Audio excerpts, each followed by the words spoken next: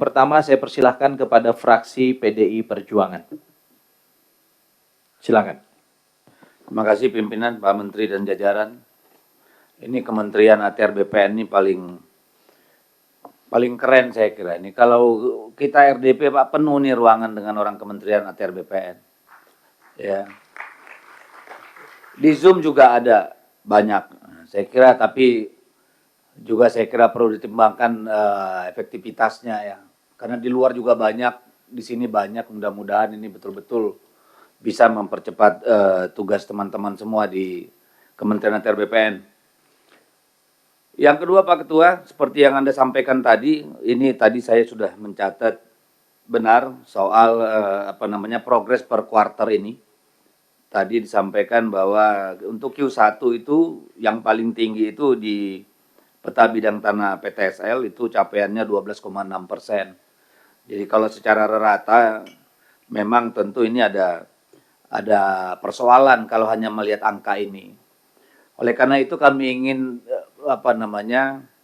pendalaman lebih jauh, apakah memang ini sebuah kebiasaan bahwa pada Q1 itu masih agak lambat, uang belum masuk, rencana belum ini itu. Lalu nanti kita melihat kurvanya di mana nih? Apakah Q2, Q3 atau Q4? Ya, supaya ini kita bisa betul-betul memastikan, karena dengan pagu anggaran yang sudah disunat ini kan seharusnya ini capaiannya lebih cepat nih. Iya kan? Karena anggarannya sedikit, jadi bisa fokus menyelesaikan hal-hal yang betul-betul menjadi prioritas dengan asumsi semua yang dibuat dalam perencanaan itu sudah dirasionalisasi. Sehingga apa yang kemudian dibiayai dengan anggaran yang tersedia betul-betul merupakan prioritas. Sehingga nanti perlu pendalamannya Pak, pada Q berapa kita akan mendapat kurva paling tinggi dari pencapaian kementerian. Lalu yang ketiga Pak Menteri, tadi saya sedikit pas saya mau bertanya, mencatat di sini, ini hibah apa loan nih yang World Bank, ternyata langsung dikatakan loan. Waduh, ya oke lah loan, karena pemerintah kita kesulitan di fiskal. Tetapi ketika Pak Menteri mengatakan ini untuk kemudahan investasi, saya ingin mengatakan bahwa memang kita negara paling kacau urusan tanah dan investasi ini. Terbukti di hampir semua negara Asia, konflik agraria paling tinggi itu di negeri ini, Pak. Paling tinggi bandingkan dengan semua negara di Asia. Nanti kita buka datanya.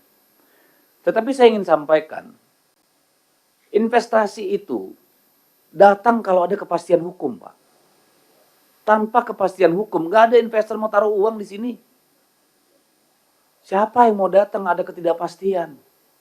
Regulasinya tumpang tindih, Pak. Di bawahnya banyak mafia, banyak makelar.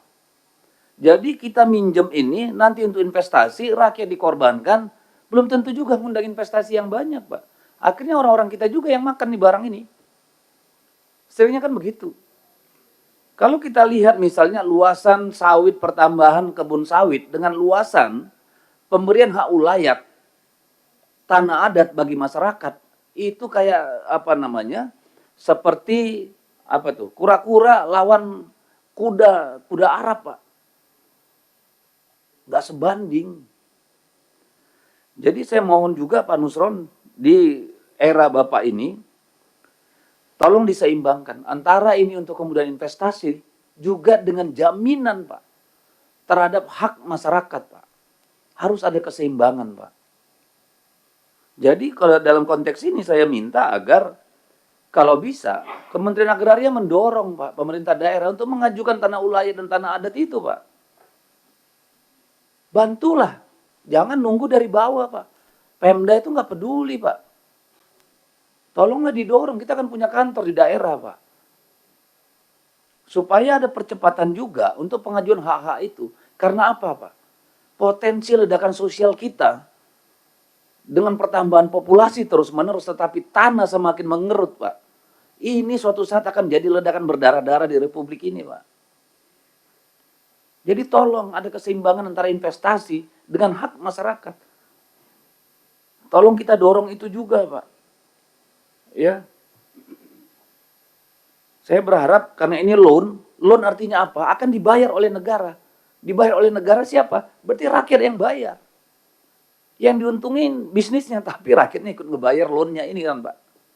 Jadi tolong juga Pak saya dorong supaya bagaimana mekanismenya kita atur ya supaya Pemda juga lebih lebih proaktif mengusulkan ya sertifikasi atau penetapan hak ulayat atau hak adat itu. Tentu kolaborasi mungkin dengan Kementerian Kehutanan ya dalam konteks ini siapa tahu. Tapi saya berharap di era Bapak ini Pak legasi menaikkan luasan untuk hak-hak rakyat itu juga ada di sini.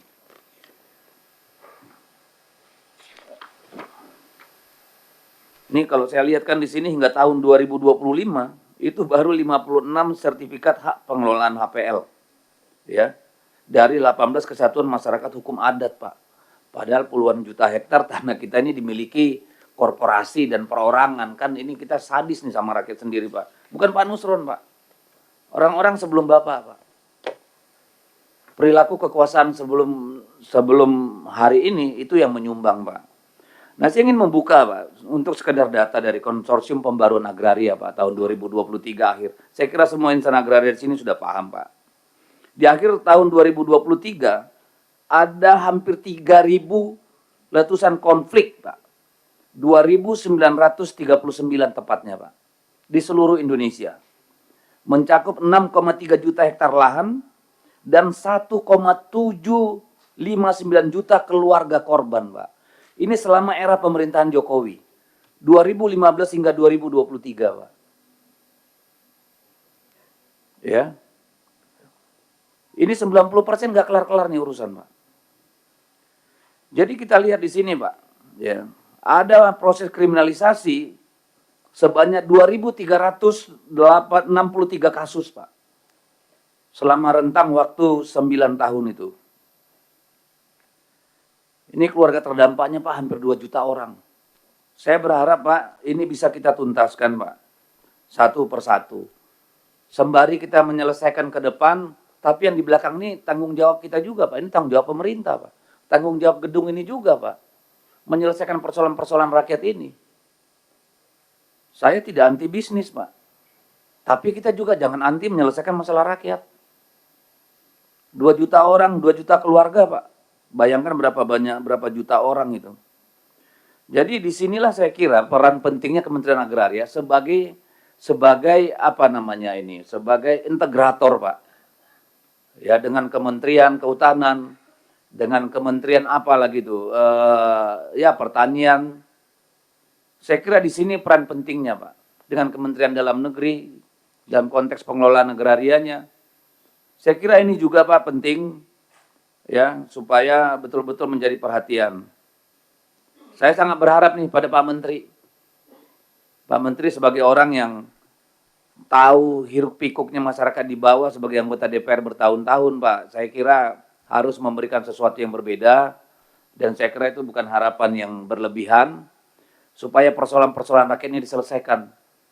Jangan hanya persoalan pagar laut selesai menguap nggak ada ujung pangkalnya lagi, Pak, hari ini. Yang kemarin teriak-teriak pun nggak tahu batang hidungnya entah kemana sekarang. Hal yang begitu menarik perhatian kita kemarin, tiba-tiba simsalabim hilang tuh. Nggak tahu kita, ini ujungnya di mana barang nih. Ya kepalanya kemarin kelihatan ada persoalan 34 km pagar laut, bla bla bla. Tiba-tiba PDIP kena getahnya di situ, nggak jelas ujungnya. Padahal nggak ada urusannya. Saya kira nanti juga ini perlu diklarifikasi Pak Nusron karena ini merusak kita juga. Ya apa betul itu keluarga yang dari kader kita itu di situ ada melakukan sesuatu supaya clear Pak. Ya jangan kita ini yang jadi kena getahnya Pak. Karena kita bicara organisasi. Jadi kita juga ingin tahu kemana ini, di mana ini ujungnya ini pagar laut ini Pak. Apakah karena tidak ada pemberitaan atau sudah selesai masalahnya? Kalau sudah selesai tolong dilaporkan di sini. Karena ini perhatian publik kemarin. Ya, jangan seolah-olah negara ini negara cuci gudang.